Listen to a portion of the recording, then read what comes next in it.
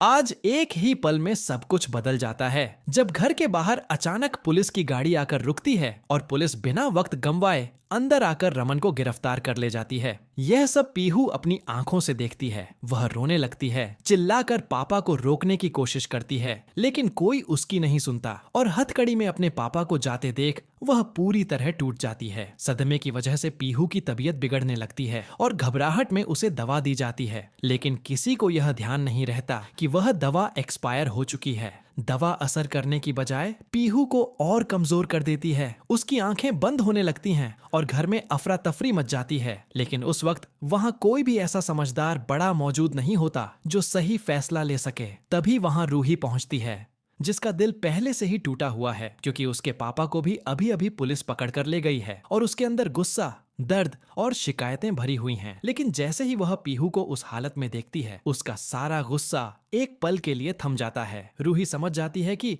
मामला बहुत गंभीर है और जब उसे पता चलता है कि गलती से एक्सपायर दवा दे दी गई है तो उसके अंदर एक जबरदस्त लड़ाई शुरू हो जाती है, क्योंकि यह वही घर है जिससे वह नफरत करती है, लेकिन सामने एक मासूम बच्ची जिंदगी और मौत के बीच झूल रही होती है। और उसी पल रूही इंसानियत को चुनती है। वह बिना एक सेकंड गंवाए पीहू को गोद में उठाती है और अस्पताल ले जाने के लिए दौड़ पड़ती है।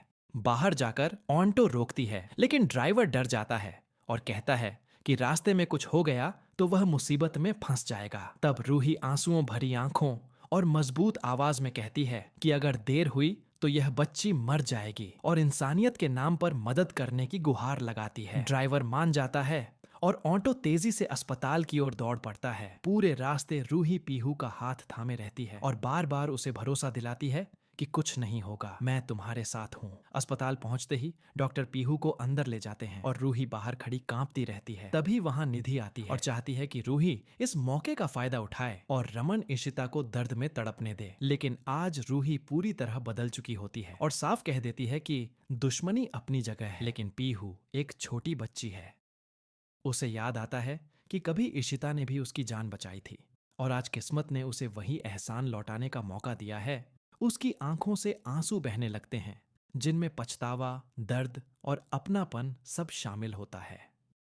कुछ देर बाद डॉक्टर बाहर आकर बताते हैं कि पीहू अब खतरे से बाहर है, और जब पीहू को होश आता है तो वह धीरे से रूही का हाथ पकड़कर कहती है, रूही दीदी। और बस यही दो शब्द रूही के दिल में जमी सारी नफरत को पिघला देते हैं। उसे एहसास होता है कि रिश्ते खून से नहीं बल्कि दिल से बनते हैं, और आज के इस पल ने साबित कर दिया कि नफरत चाहे कितनी भी गहरी हो, एक मासूम की सांसें उसे बदल सकती हैं। रमन की गिरफ्तारी ने जहां परिवार को तोड़ दिया, वहीं पीहू की हालत ने शायद टूटे रिश्तों को जोड़ने की शुरुआत कर दी है। और अब कहानी सच में एक नए मोड़ पर पहुंच चुकी है।